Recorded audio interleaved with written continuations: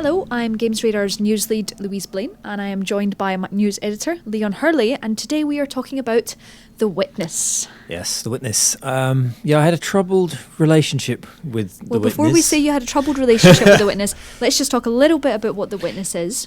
You've got a PlayStation, well, it's a console exclusive on PlayStation 4, but it's also out on PC. Yep. It's from the gent who brought you Braid, Jonathan Blow.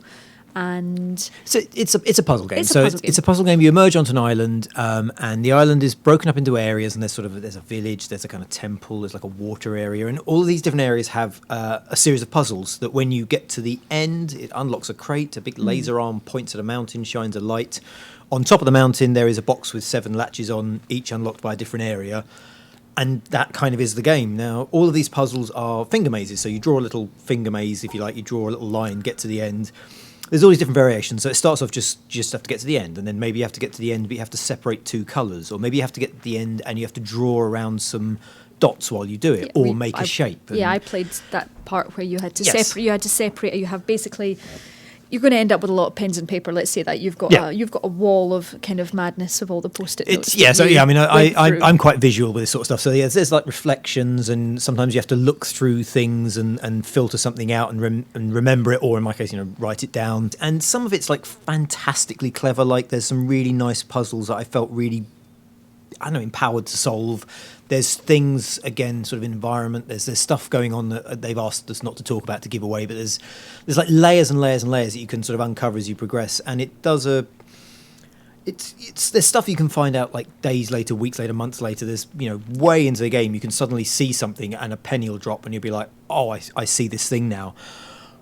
But I only enjoyed small bits of it. Like a lot of the time the puzzles go on a bit too long, or they throw in variations. They go, this is the rule, you have to do this thing, and okay, fine, so you solve 5 puzzles, that unlocks another 5 puzzles, and they go, you have to do this thing, but now you have to do it this way. And like, all right, fine, okay, so you solve those 5 puzzles, there's another 5 puzzles, and it just goes on and on. There's one in a temple where every time it opened a door and there was another room of puzzles, I was just like, kind of, come on, I can't keep doing this. And there are things to reveal, aren't they? Because they obviously they talked about how there's voice actors in there. Yeah. You are on this island by yourself, but you are sort of uncovering things. And obviously we don't go into too much about what they are. No. But do you feel like they were rewarding in any way when you found them? They're very strange. So there's video diaries that you can, video kind of logs, not video, there's video clips you can unlock, and there's also these audio diaries, like little dictaphone thingies, and they're just really weird and disjointed. There's like an extract from Zen Physics. I forget the full title, but it's a book,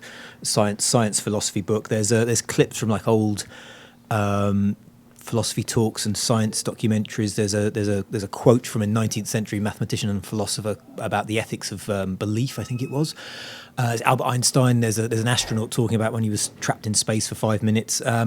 So they're all really sort of weirdly disjointed and all kind of vaguely profound, but in just a slightly scattershot way. And they go on a bit. Like a lot of the game, they go on for a long time. Like some of these audio diaries go on for like 5-6 minutes. And can you wander around still playing? You're puzzles? sort of wandering around, and you're kind of like, well, this is like, it's not a short experience in any way. And I found myself a lot of time thinking, if this puzzle ended here, if this didn't add that layer, if it just kind of, if it just ended at a certain place and didn't do a certain thing extra, it would have been a great puzzle. There feels like there's a point in every bit where I was just kind of like, and now it's just hard work. Now it's just grinding through it to get to the end. And so there were a couple of puzzles I loved, and I was properly like kind of, felt like Sherlock, bit of a fist pump when I finished, and then other times it was just like, I'm just glad that's over, like it's done.